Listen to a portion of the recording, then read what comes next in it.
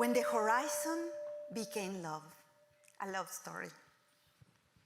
And there I was, walking through the crumbling concrete floor and cracked railing, looking beyond the mountains and volcanoes, imagining that my real home was waiting for me beyond the horizon. This unloved little girl prayed devotedly to God to take her away, either to heaven or to a place where she felt loved. Her raggedy cloth doll was her only companion. The doll looked dirty, but what people didn't know was that those were dry tears all over her old face and dress. I still feel that pain, especially when I look at myself in the mirror in this belief that I couldn't be loved, just like every little girl should be loved, cherished, and seen. "Mommy, why don't you love me?" she would ask. An angry and annoyed voice would reply, "Don't I feed you?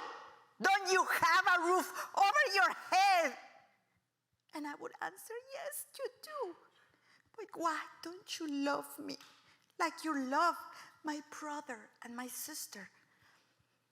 And the little girl's longing for love made her vulnerable to predators that soiled her body, but not her spirit and her quest to find love beyond the horizon.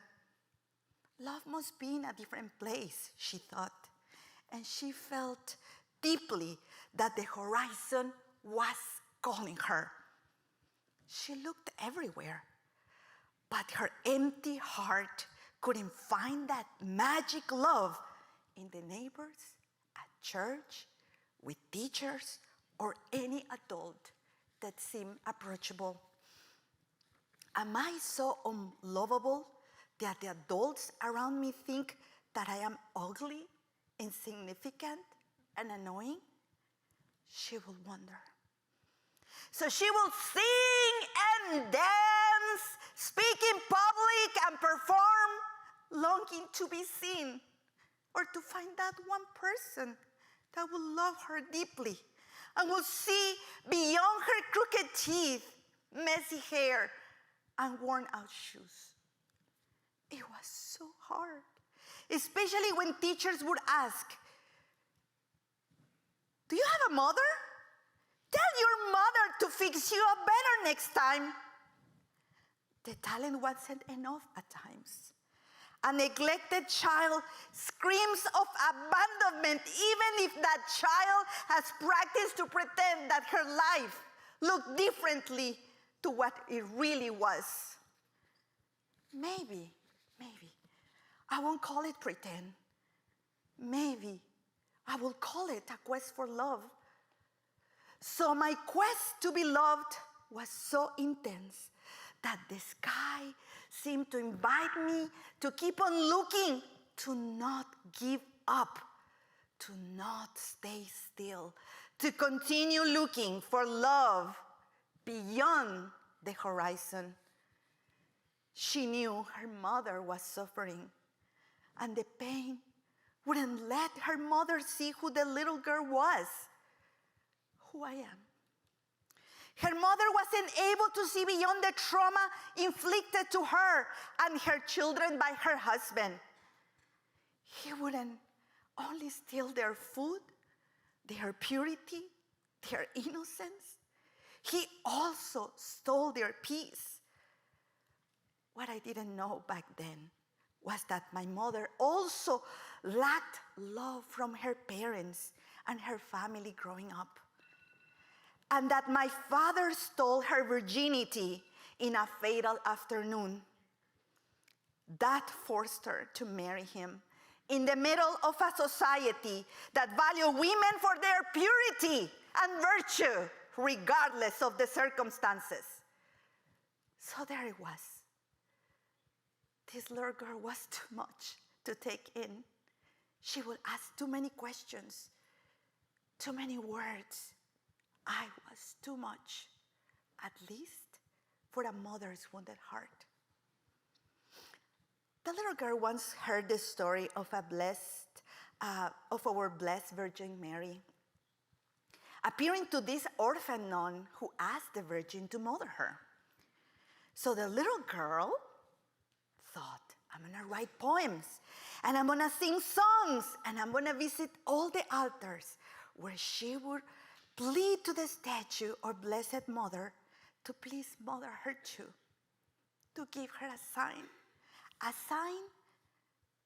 that she was also her mother, and that she loved her, and that she would protect her. Time passed, and the little girl grew up.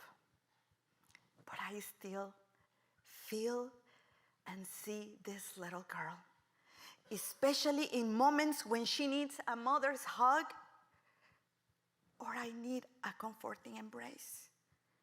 She never stopped looking at the horizon and feeling deep inside her soul that she should follow every sign for her to start the journey to walk towards it and find love. So one day, she courageously left everything she knew, and gathering her little belongings, her dreams and hopes, she took off. Yes, she fled, despite all the odds and defying all around her, because love was calling her loudly. I want to believe that destiny took her to a magical land, a land where the grass is blue, where spring feels like paradise, summer is a festive picnic, fall is a live watercolor, and winter is an unexpected surprise. She felt she arrived at what now she calls my old Kentucky home. Love seemed very near, but she wasn't sure how it really felt. She just had memories and flashbacks of what love shouldn't look like or feel like. I am sure real love leaves traces of deep and sweet memories, she will tell herself. And she will always wander through her memory and couldn't find any, making her feel so empty. One day she met a man that seemed loving and kind, and then she started feeling safe enough to start thinking about having a family and a baby. The first attempt failed, and she cried her eyes out, thinking, maybe I am not ready to be a good mother because I didn't have one. Self-doubt consumed her, but love kept calling her, whispering to her ear for her not to give up. And on a New Year's Day, she felt differently. She felt that something had changed. Love was not only near. She didn't know that that day love was forming inside of her. Yes, love was in my womb. His little face, hands, feet moved my whole being into a state of discovery. I knew the first time I held him in my arms that I had to change the world around him. I intentionally started to connect patiently to a journey that I had only imagined. And I felt at times like a fantasy. Our first Christmas together was a bliss. I held him all day long, and I sang to him all the Christmas songs I knew in English and Spanish. And that day, it clicked to me that I didn't have any memories of beautiful Christmas past, but that my son would have a different story to tell. His Christmas will have traditions, adventures, and above all, love and joy. After that magical Christmas, another gift was given to me, the most precious, intelligent, and sassy little girl. So I not only decided the intentionality of beautiful Christmas and traditions, but I understood that I could love those babies in a way that was beautiful, and that it was through them that I was going to break the generational cycle of abandonment that I know now my elders and ancestors, as well as me, had faced for many generations. As I break the cycles every day, I know my children never wonder if they are loved. They don't have to struggle to be seen, to be appreciated, to be validated and encouraged. Even when their father and I fell apart, they knew that our home was not a place or out there in the horizon. Our home is wherever the three of us will go. Yes, that is our home. Our family of three grew after some years. This sweet, crazy, funny, and charismatic man showed up when my heart was no longer seeking, since I already knew real love. He chose to be in our lives and merge in our daily intentional quest to love each other and strengthen our families and became part of our home. He chose to love me. He chose to love my children. And he chose to love my home as his own. I also found a purpose and a reason of my journey, a little home, a place called La Casita, where I have encountered kindred beings that lovingly and passionately accompany other souls when healing, when starving, when suffering. It is a movement, a family, a community of Latinx hospitality. And the loneliness, the trauma, and the hurt became my superpowers and the motivation to eradicate them from this life, or at least to speak openly about it so others will join me to find their superpowers. And why not their horizons as well? Some mornings when I see the little girl eye to eye, we smile at each other.